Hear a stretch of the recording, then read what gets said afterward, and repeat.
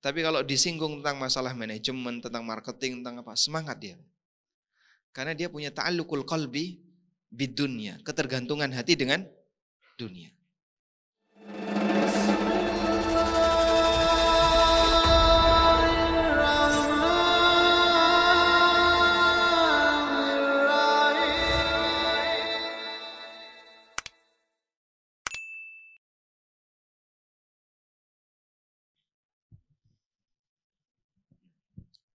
Assalamualaikum warahmatullahi wabarakatuh. Alhamdulillahi rabbil alamin. Wassalatu wassalamu ala ashrafil mursalin. Nabiyyina wa maulana Muhammadin wa ala alihi wa sahbihi ajma'in. Wa ashhadu an la ilaha illallah wahdahu la syarika lah. Wa ashhadu anna Muhammadan abduhu wa rasuluh. Sallallahu alaihi wa ala alihi wa sahbihi. Wa man tabi'ahum bi ihsanin ila yaumiddin. Alhamdulillah, puji syukur kita haturkan kehadirat Allah Subhanahu wa taala. Di kesempatan pagi hari ini kita dibangunkan oleh Allah dalam kondisi sehat walafiat dan dimudahkan untuk melakukan ibadah berjamaah, sehingga kita diberi oleh Allah 3 nikmat seperti yang disebutkan oleh Nabi sallallahu alaihi wasallam dalam doa beliau ketika beliau bangun tidur. Alhamdulillahilladzi afani fi jasadi wa radda alayya ruhi wa adhina li bidzikri. Segala puji bagi Zat yang memberikan kesehatan bagi jasadku, wa radda alayya ruhi, dan mengembalikan arwahku, wa adzina li bidzikri, dan dia memudahkanku untuk berzikir kepadanya. Dan 3 nikmat ini kita dapatkan. Anda bangun tidur dalam kondisi ngantuk, pucat, demam, pegel, atau bagaimana? Sebentar, kayaknya ngantuk. Sudah kelelahan tadi malam ya? Iya, ini kelelahan suasananya. Pilihannya Pak, 1 balik ke kamar tidur, atau kita tidur bareng di sini. Mau milih yang mana? Ngaji? Baik. Berarti tolong bangun ya. Nanti kalau ada yang ngantuk temunya di Jawil Mas ya. Ada air di belakang itu. Dipakai untuk apa? Nyiram atau minum? Minum ya. Allah Subhanahu wa taala membangunkan kita ketika kita di pagi hari ini bisa kembali beraktivitas, dan sebelum atau pada waktu kita tidur, roh kita dicabut sementara. Sebagaimana yang Allah firmankan di surat Az-Zumar ayat yang ke-42. Allahu yatawaffal anfusa hina mautiha wallati lam tamut fi manamiha fayumsikul lati qada 'alaiha al-maut wa yursilul ukhra ila ajalin musamma. Allah lah Zat yang mewafatkan jiwa hina mautiha, ketika jiwa itu mati, wallati lam tamut fi manamiha, dan jiwa yang belum waktunya mati pada saat dia tidur. Oleh karena itu, kematian ada 2. Kematian ketika manusia itu tidur, yang disebut dengan al-wafatus sughra, al-wafat as-sughra, dan kematian ketika manusia sudah tidak lagi bangkit atau tidak lagi beraktivitas di muka bumi, yang disebut dengan al-wafatul kubra. Pada waktu kita tidur, Allah mewafatkan kita sehingga kita dalam keadaan wafat sughra. Dan ketika kita bangun, kita bisa beraktivitas lagi. Ada orang yang tidur, malam tadi tidur, bangunnya besok kiamat.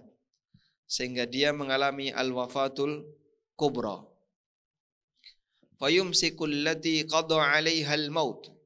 Allah tahan sebagian nyawa yang Allah tetapkan mati. Wa yursilul ukhra ila ajalin musamma. Dan Allah lepaskan nyawa itu sehingga kembali ke jasadnya ila ajalin musamma, sampai batas waktu tertentu, yaitu sampai usia kematian kita. Dan semua makhluk pasti mati, termasuk iblis. Iblis mati atau tidak? Iblis mati atau tidak? Mati. Iblis meminta kepada Allah Ta'ala, qala rabbi andirni ila yaumi yub'atsun.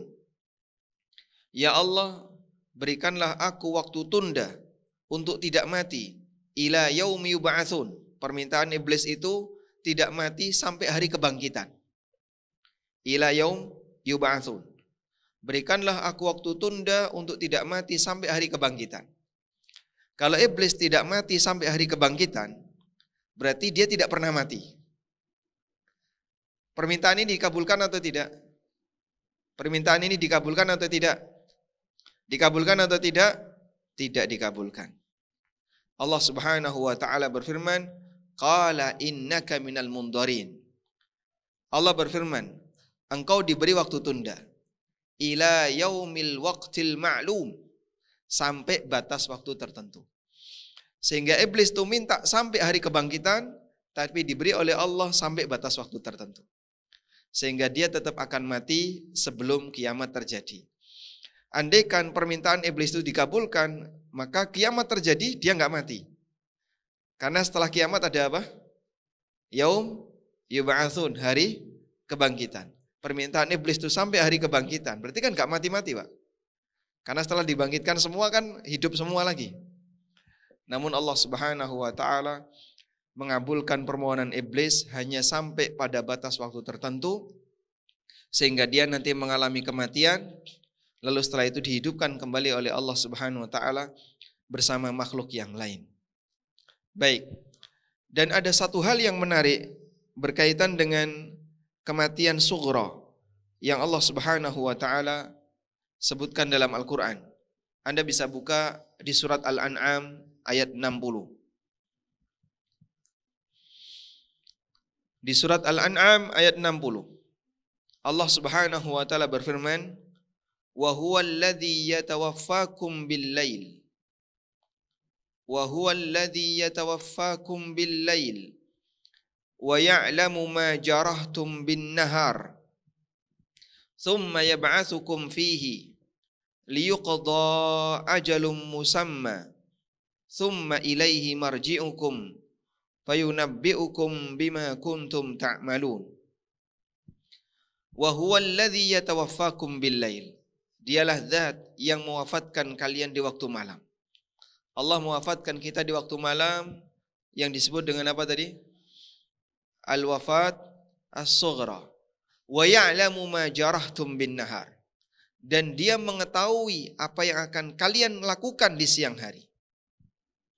Konteks ayat ini berbicara tentang kondisi orang musyrikin yang berada di sekitar Rasulullah SAW, yang melawan dakwah Nabi SAW. Allah memberikan peringatan kepada mereka. Allah mewafatkan kalian di waktu malam. Kemudian Allah Subhanahu wa taala menghidupkan kalian lagi di waktu siang. Dan Allah tahu di siang hari ini kalian pasti akan berbuat maksiat. Allah tahu di siang hari ketika Allah bangkitkan kalian, ketika Allah bangunkan kalian, kalian akan melakukan perbuatan kesyirikan. Allah tahu ketika Allah bangunkan kalian, nanti kalian akan berbuat durhaka kepada Allah Subhanahu wa taala. Namun Allah tetap bangunkan mereka dan Allah bangkitkan mereka sehingga mereka bisa beraktivitas di siang hari. Sama halnya sebagaimana kita. Kita malam hari diwafatkan oleh Allah dalam kondisi tidur, yang itu merupakan al-wafatus sughra. Lalu Allah kembalikan ruh kita. Apakah Allah tahu Bapak Ibu kalau nanti siang ini kita akan berbuat maksiat kepadanya? Tahu. Allah tahu. Ini makhluk, ini manusia, orang yang tukang maksiat, Di malam harinya nyawanya telah ditahan oleh Allah, dan Allah tahu nanti ini kalau bangun dia pasti maksiat. Tapi Allah kembalikan ruh itu kepada kita. Wa huwallazi yatawaffakum bil-laili wa ya'lamu ma jarahtum bin-nahar. Dia zat yang mewafatkan kalian di waktu malam, dan dia tahu ketika Allah bangkitkan kita, Allah bangunkan kita, kita akan berbuat maksiat di siang hari. Namun demikian Allah Subhanahu wa taala tetap bangunkan kita, sehingga kita bisa beraktivitas di siang hari, dan nanti kita akan bermaksiat kepada Allah di siang hari. Sehingga jamaah dimulakan Allah, ini bagian dari kasih sayang Allah yang luar biasa kepada hambanya. Fahadha min rahmati rabbina wa lutfihi wa karamihi. Ini bagian dari rahmat Allah, kasih sayang Allah, kelembutan Allah kepada hambanya. Meskipun kita nanti akan berbuat maksiat, namun kita tetap dikembalikan ruh kita kepada jasad kita, sehingga kita bisa bangun di pagi hari ini, dan nanti kita akan melakukan beraneka aktivitas yang lainnya. Dan di antara aktivitas itu adalah kita berbuat maksiat kepada Allah Subhanahu wa taala. Karena itu kalau kita menyadari akan hal ini, sudah selayaknya kita banyak bertaubat kepada Allah, memohon ampun kepadanya. Karena kita banyak diberi kesempatan oleh Allah Subhanahu wa taala berkali-kali hidup, dan berkali-kali kita berbuat maksiat, maka kita juga perlu berkali-kali untuk banyak memohon ampun kepada Allah Subhanahu wa taala. Selanjutnya jamaah dimulakan Allah, bagian dari kedurhakaan hamba adalah dia melanggar hak terbesar Allah. Hak terbesar Allah adalah hak ibadah. Karena itu tujuan utama makhluk diciptakan. Allah Subhanahu wa taala menegaskan, "Wa ma khalaqtul jinna wal insa illa liya'budun." Tidaklah aku ciptakan jin dan manusia kecuali agar mereka beribadah kepadaku.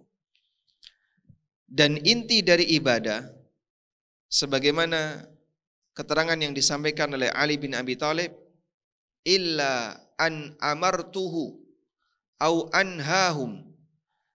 Tujuannya adalah agar aku berikan perintah kepada mereka dan aku berikan larangan kepada mereka. Sehingga inti dari ibadah adalah melaksanakan perintah dan menjauhi larangan. Dan puncak perintah adalah perintah tauhid. Sebagaimana puncak larangan adalah larangan berbuat syirik. Sehingga kenapa ditafsirkan oleh Ibnu Abbas illa liya'budun, kecuali agar mereka beribadah kepadaku, dengan tafsir illa liwahidun, agar mereka mentauhidkan aku. Karena puncak dari perintah Allah Ta'ala adalah tauhid, dan puncak larangan adalah larangan untuk berbuat kesyirikan. Namun ada sebagian di antara hamba Allah yang mereka berbuat syirik, padahal Allah Subhanahu wa Ta'ala telah menciptakannya. Ibnu Mas'ud bertanya kepada Nabi SAW, "Ya Rasulullah, ayyu dzambi a'zam?" Ya Rasulullah, dosa apakah yang paling besar?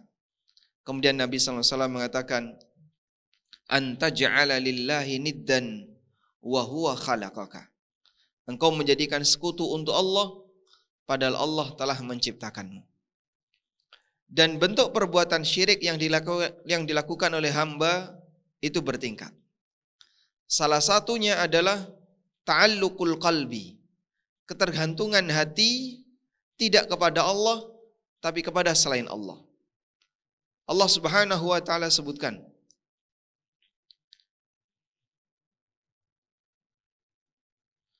sebagian orang ketika disebut nama Allah Subhanahu wa taala semata, wa idza dzukira,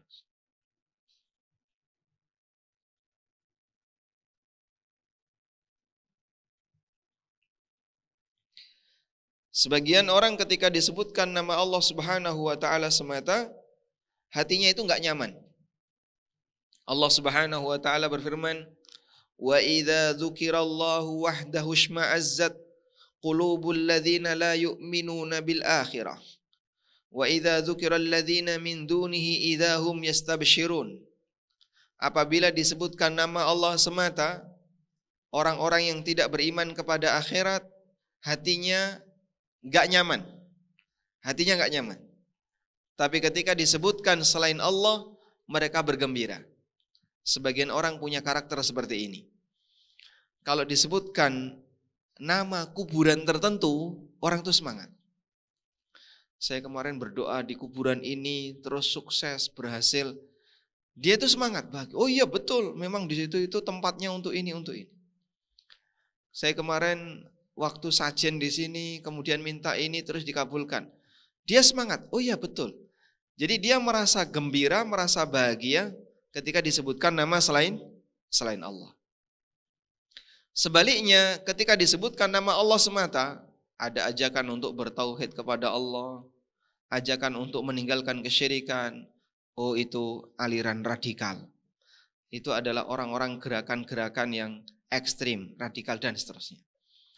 Sehingga ketika disebutkan dakwah tauhid, mereka menolak.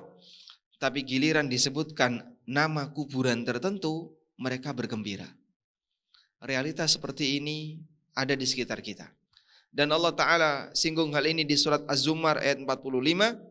Wa idza dzukirallahu wahdahu shma'azzat qulubul ladzina la yu'minuna bil akhirah.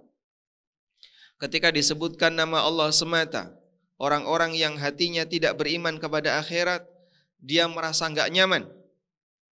Wa idza dzukiral ladzina min dunihi idzahum yastabshirun. Namun ketika disebutkan selain Allah, mereka bergembira, mereka bahagia. Ada sebagian orang yang hatinya itu lebih bergantung kepada makhluk selain Allah daripada bergantung kepada Allah Subhanahu wa taala.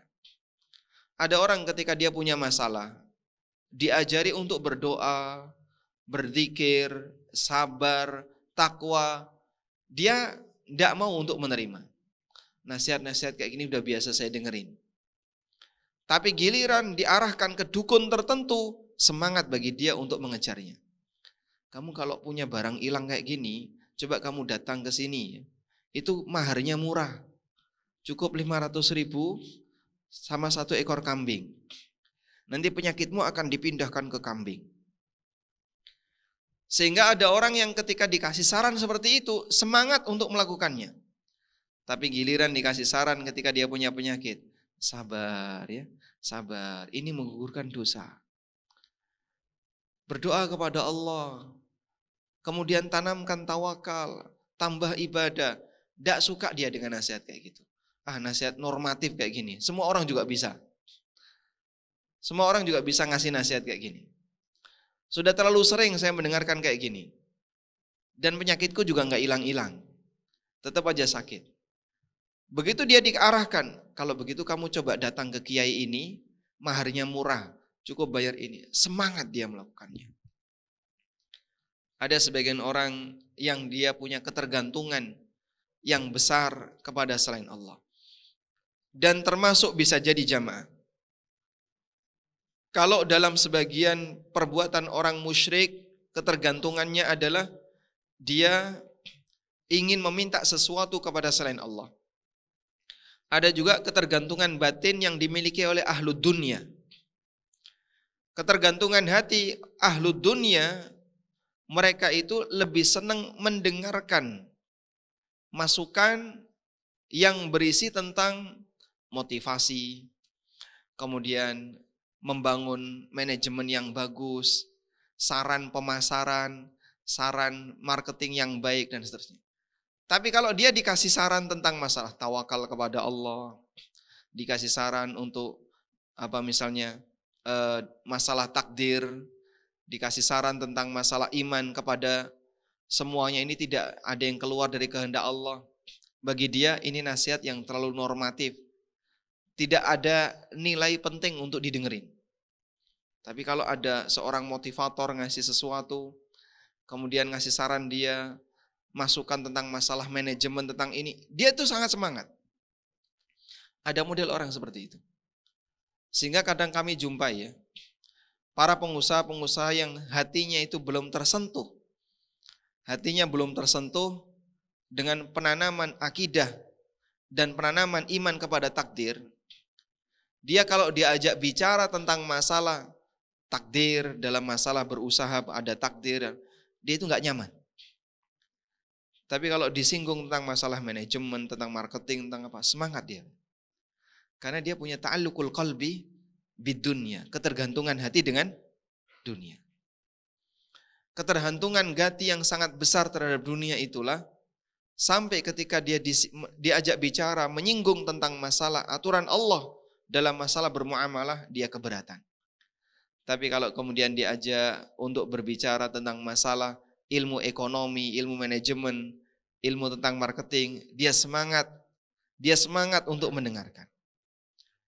Hati manusia dalam hal ini berbeda-beda. Warna-warni itu ada dalam kehidupan kita. Karena itu kita perlu ingat, di antara kotoran hati yang paling besar adalah melupakan Allah Subhanahu wa taala. Puncaknya melupakan Allah dalam masalah ibadah sehingga dia beribadah kepada selain Allah. Dan ada turunannya adalah melupakan Allah ketika dia beraktivitas sehingga dia lebih banyak ingat selain Allah, dia lebih banyak bergantung kepada selain Allah dan seterusnya. Tayyib. Termasuk juga berkaitan dengan masalah tugas seorang hamba. Tugas seorang hamba di alam raya ini ketika dia sudah dikasih fasilitas harta. Apa yang seharusnya dia lakukan? Dia seharusnya menggunakan harta itu untuk mendukung ketakwaan kepada Allah Subhanahu wa taala. Karena itulah Rasulullah sallallahu alaihi wasallam pernah menekankan, la ba'sa bil ghina liman ittaqa. Tidak masalah orang memiliki kekayaan bagi mereka yang bertakwa. Tapi jarang motivasi ini diangkat. Jarang motivasi ini diangkat dalam kehidupan kita sehari-hari.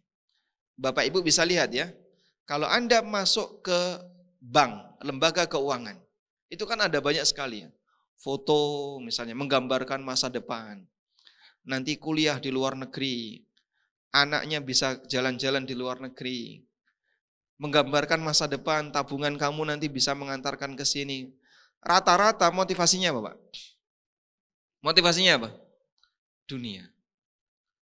Sampai pun dalam kondisi ketika di bank syariah, nanti haji, Turki, terus apa lagi? Spanyol, Cordoba. Cordoba itu Spanyol ya. Sehingga motivasinya adalah motivasi dunia. Seputar itu saja. Termasuk juga misalnya iklan susu ya. Iklan susu biasanya apa, Pak? Anak nanti jadi ini, jadi ini, jadi ini. Rata-rata motivasinya adalah motivasi dunia. Nanti anak besar, kemudian wisuda, terus ngelempar toga. Nanti besar dia berprofesi jadi A, jadi B. Jarang kita jumpai misalnya iklan susu jadi hafid Quran, itu tidak ada, Pak. Pernah Anda lihat kayak gitu, Pak? Hah? Atau misalnya iklan lembaga pendidikan apa, kemudian nanti anaknya jadi imam Masjidil Haram, itu enggak ada. Rata-rata adalah profesi tertentu atau apa misalnya meraih cita-cita dia mendapatkan keberhasilan di dunia. Karena ta'alluqul qalbi, ketergantungan batin dia terhadap dunia sangat besar. Jarang juga kita jumpai misalnya ada iklan yang memotivasi orang untuk menjadi orang yang bermanfaat bagi yang lain. Misalnya agar nanti kamu bisa bayar zakat, agar kamu nanti bisa bersedekah, agar kamu nanti bisa bersikap sosial. Itu kan tidak ada di lapangan, adanya di forum kajian. Maka kenapa para asatidzah ketika di forum kajian menyinggung masalah ini? Sebab ini tidak kita jumpai di jalan raya, ini tidak kita jumpai di televisi, ini tidak kita jumpai di tempat umum. Yang kita jumpai di tempat umum adalah manusia diarahkan untuk meraup dunia sebanyak-banyaknya. Target suksesnya adalah sukses dunia.